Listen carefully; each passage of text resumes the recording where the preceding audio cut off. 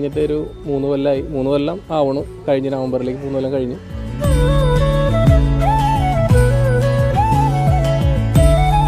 രണ്ട് 3 മാസം കൂടി കഴിഞ്ഞ് കഴിഞ്ഞാൽ ഡെലിവറിയാണ്. ഞങ്ങളുടെ ഒരു റൂമിലേക്ക് പുതിയൊരു അതിഥി വരികയാണ്.